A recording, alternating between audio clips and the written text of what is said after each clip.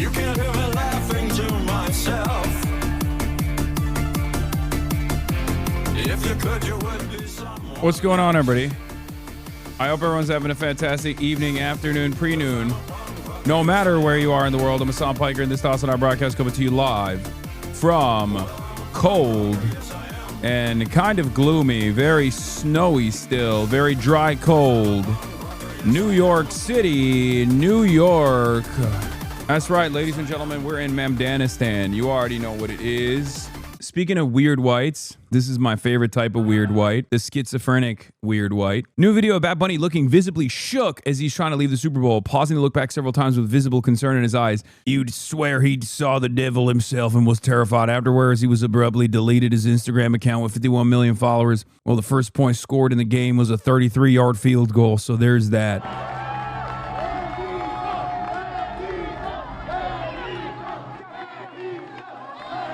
Benito, how was it out there? How was it? That was great.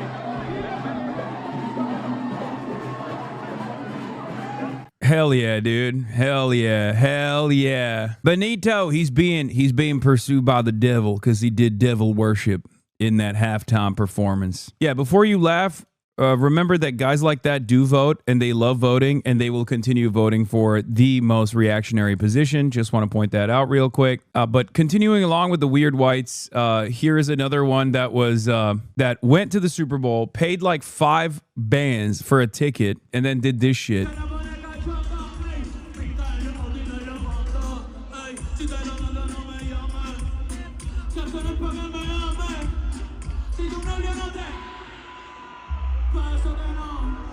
Like, imagine getting done up, doing your makeup, bringing your fucking friend with you. So that's 10 bands, right? And you're in the fucking nosebleeds. And during the fucking historic halftime performance, you voluntarily choose to put earbuds on, connect it to your fucking iPhone, and watch the pre-recorded dog shit Turning Point USA Charlie Kirky halftime show, which we all know Kirk wasn't watching. He was looking up, watching the Super Bowl halftime show, shaking his ass. Okay? He was watching Benito. Let's be real. But it is spectacular watching the American halftime performance of the Super Bowl instead of Bad Bunny. Incredibly performative. Imagine sitting through that goddamn traffic alone, paying $100 for a parking, to be able to park next to the fucking stadium, walking for like 45 minutes to an hour, getting there, sitting through the Super Bowl, getting to the halftime show, trying to turn on with the dog shit Wi-Fi slash, not 5G, but probably like 3G edge at that point. Stadium service with thousands of people around you, putting the fucking earbuds in and being like, hey, telling your boyfriend, gesturing to your boyfriend, it's time to film me. It's time to film me having the best time of my life. And you know she chose the wired earbuds because if she put the fucking regular AirPods in, then people might not know that she actually was fully connected to the song. Or fully listening in. You are a fucking clown. Please film me doing this thing. You can't boycott something you're already attending, you dumbass, says this person who got 600,000 likes. Jake Paul said, purposely turning off the halftime show. Let's rally together and show big corporations they can't just do whatever they want without consequences, which equals viewership for them. You are their benefit. Realize you have power. Turn off this halftime. A fake American citizen performing who publicly hates America. I cannot support that. Now, this is extra fucked considering who Jake Paul is. Jake Paul is an American from Ohio who moved to Puerto Rico because while Puerto Rican citizens pay 36% tax, Americans from the mainland that go to Puerto Rico only pay 3% tax. Jake Paul, being a multimillionaire, moved to Puerto Rico to take advantage of Puerto Rico's tax haven status for wealthy whites. Puerto Rico is basically an island territory that is currently being dominated by cryptocurrency charlatans, pedophiles of different sorts that are going over there to exploit the local population and to take advantage of the tax benefits. It is disgusting. It's unfair. And Bad Bunny has actually talked about it extensively. This is part of the reason why Jake Paul hates Bad Bunny. Bad Bunny has directly called out the Paul brothers for doing this. Not only has Jake Paul lived in Puerto Rico since 2021, Jake Paul is, of course, doing the classic lie that people from Puerto Rico are not American citizens. They are, right? People on the island can't, unfortunately, vote. You know, they don't have an elected representative. But Puerto Ricans can move to the mainland and participate in the American theoretical bourgeois democracy. Jake Paul himself has also flown the Puerto Rican flag over and over again when it suits him and has been living there since 2021. Now, people yelled at him, and then he did a double down, into KFC double down. The problem with my tweet is the word fake being misinterpreted. He's not a fake citizen, obviously, because he's Puerto Rican, and I love Puerto Rico and all Americans who support the country. More so, Bunny is fake because of his values and criticisms of our great country. And then he did it again. He said, to clarify, I wasn't calling anyone a fake citizen because they're from Puerto Rico. I live in Puerto Rico. I love Puerto Rico. I've used all my platform to support Puerto Rico time and time again, and will always do so. But if you're publicly criticizing ICE, who are doing their job and openly hating on America, I'm going to speak on it, period. That's the same reason I called out Hunter Hess. If you benefit from a country and the platform it gives you, but publicly disrespect it at the same time, that's what I mean by being a fake citizen. And I agree, love is more powerful than hate. Love America. So he's like, you know, doubling down, tripling down, and then eventually he gives in and says, guys, I love Bad Bunny. I don't know what happened on my Twitter last night. Question mark, what the fuck? AOC also cooked his ass. A fake American citizen? Didn't you move to Puerto Rico to avoid paying your taxes while kids across America go hungry? Meanwhile, Benito actually funds low-income kids' access to arts and sports programs while you defund them. Of course you're mad. He made you look small. He makes you look small. This is how it will play out for all the anti-woke warriors, inshallah, under woke Sharia, which we will implement. We will do this to all reactionary Americans. We will offer them struggle sessions. We will offer them the opportunity to engage in self-crit. And if they do not, we will have the wokest struggle sessions of all time. And the cultural revolution will be implemented. And anti-wokes, reactionaries, rightists of all sorts and all different backgrounds will be brought to heel. As the woke Ayatollah, inshallah, I promise you this. This is what you can look forward to. Logan Paul also dunked on his brother, recognizing which way the winds were blowing beforehand. He said, I love my brother, but I don't agree with this. Puerto Ricans are Americans, and I'm happy that they were given the opportunity to showcase the talent that comes from the island. Except Logan Paul here recognized which way the winds were blowing after he had already said he was not looking forward to the halftime show. That's the reason why I said this is basically like a filter. Are you a hog? Are you lost?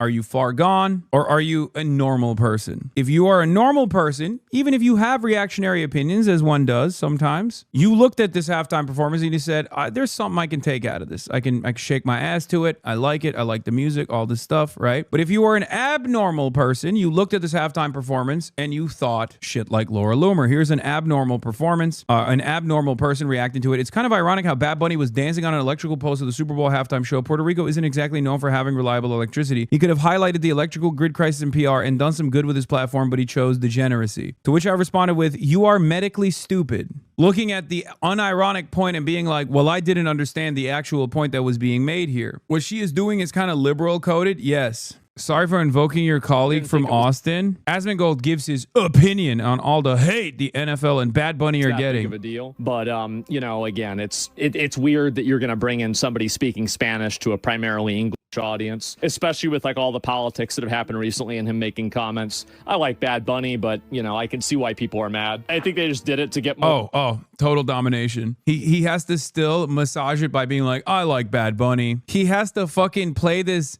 delicate tightrope. Oh, well, I still like Bad Bunny, guys. Like, I'm not pure chud, but you know, it would be nice if he sang a couple English songs for us. Or Latino and like, you know, Hispanic, Spanish-speaking audience, people watching the NFL.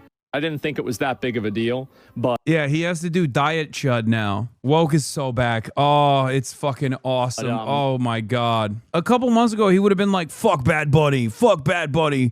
Bad Bunny fucking sucks. Speak English. God damn it. Asmon is actually surprisingly a fan of Bad Bunny. Brother, I don't think you understand. Asmon can be the biggest Bad Bunny fan, but he has a role to play here. And that role has nothing to do with his own personal consumption. It's like no different than Charlie Kirk being a legitimate fan of Nicki Minaj back when, you know, being a fan of Nicki Minaj indicated that you were at least liberal adjacent, right? Not current Nicki Minaj. So while Asmongold is maybe a real Bad Bunny fan, the expectation in the right-wing performance that he's putting on is to say Bad Bunny needs to be deported. That's what the audience demands. But now the cultural appetite for saying idiotic things like that has actually cast aside.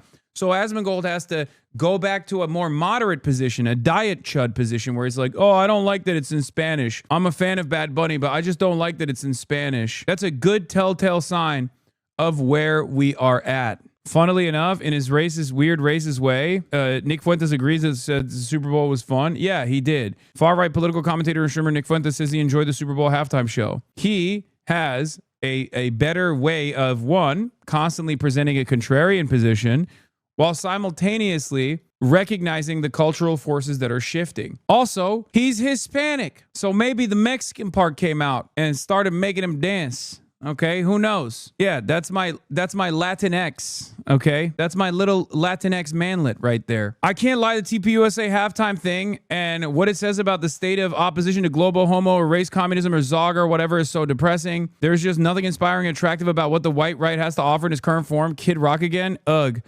Imagine being with the hoes or any normal person and shutting out at halftime because the Spanish is switching over to Rumble to watch a Kid Rock. Like, I think I'd rather die. I'll take Spanish at that point. A mercy. What is interesting about that halftime show is that it seems like they almost deliberately leaned away from militant wokeism. Unlike the late 2010s and early 2020s, the show didn't feel like they were intentionally giving white people the middle finger at every opportunity. Obviously, there was political messaging, but it was framed in a way that can plausibly be considered inclusive to normal people. No transvestites, nothing explicitly anti-American, nothing about Trump or immigration. There was an American flag, and he said, God bless America. The white right has to contend with this more subversive, tactful expression of multiculturalism and leftism, which isn't as openly antagonistic. We have to be honest about what it is. This is surprisingly decent analysis from a fucking neo-Nazi, by the way. It's something that I noticed as well. It's something that I brought up last night as well. What he is saying, or at least like the broader cultural note that he is landing on, is that this kind of performance, albeit still very woke, is palatable for virtually every American. Is what I said as well. Part of it is because it was all in Spanish, and many of the people don't understand the cultural undertones, the socioeconomic advocacy, the political significance.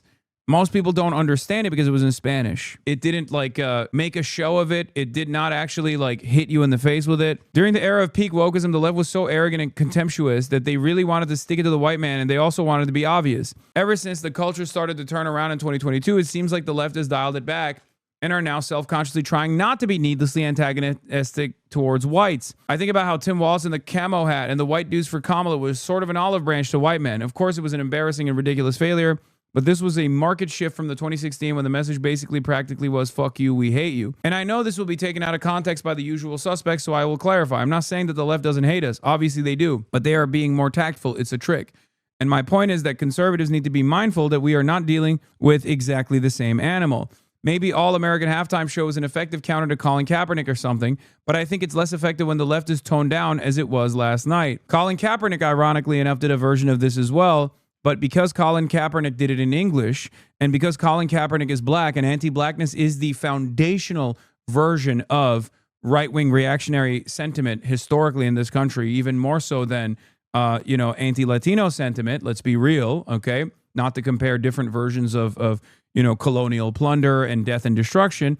But the reality of the matter is, I think everyone can recognize that, indigenous murder, indigenous genocide, and anti-blackness is foundational to the American experience. And therefore, even though Colin Kaepernick got the idea to, the idea to kneel during the national anthem from an American veteran, and he was talking about how this doesn't represent America, police brutality doesn't represent America, and all Americans and black people are Americans, all that stuff. The reaction to Colin Kaepernick's act of resistance was obviously far more aggressive. The political overtures in this instance is not as antagonistic towards not whites necessarily, because Nick Fuentes is a white supremacist, so his analysis is always going to be about hating white people. They hate white people. The left hate white people. Whatever. It's not necessarily hating white people. It's more so one, hating white supremacy or hating reactionary ideology, right? And that was not as transparent. There was no fuck you Donald Trump. There was no fuck ICE. There wasn't anything that